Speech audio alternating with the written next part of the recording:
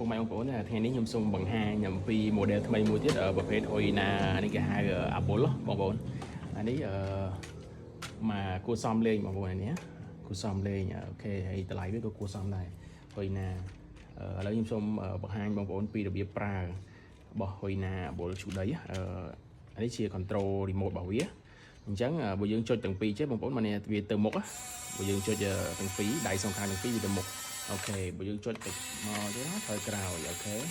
បើសិនយើងចុចបាច់ហៀងវាវិលខ្លួនអញ្ចឹងណាបងប្អូនទៅមុខទៅថយទេវិលខ្លួនអូខេដូចគ្នាវិលឆ្វេងវិលស្ដាំតាមអញ្ចឹងបងប្អូនអូខេអានេះយើងចុចទៅមុខអូខេកន្លែងនេះខ្ញុំសូមបង្ហាញកន្លែងនេះមុនកន្លែងនេះកន្លែងតម្លាក់ខាងក្រោយតម្លាក់វាសម្រាប់កាយដីកោះដីអាហ្នឹងគេហៅឆាយដីពេលយើងចាប់ផ្ដើមធ្វើផ្លូវអញ្ចឹងណាបងប្អូនហ្នឹងអូខេលើកឡើងតម្លាក់ចុះលើកឡើងតម្លាក់ចុះលើកឡើងតម្លាក់ចុះអូខេអានេះសំឡេងបងប្អូនសំឡេងអូខេសំឡេងវាអែម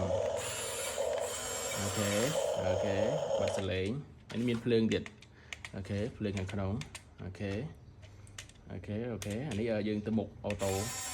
អូខេចុចវាកន្លែងនេះដដែលឈប់អូខេអានេះយើងចង់លើកយើងបើកសំឡេងមកអូខេយើងចង់លើកប៉ែលើកអីតម្លាក់ចុះប៉ែអញ្ចឹងណាបងប្អូនអូខេលើកអូខេតម្លាក់វាទៅមុខទៅអូខេថយក្រោយអូខេបើសិនជាមានតម្រូវការអាចកន្លងបានបាទអូខេបានមាន stop សូមអរគុណ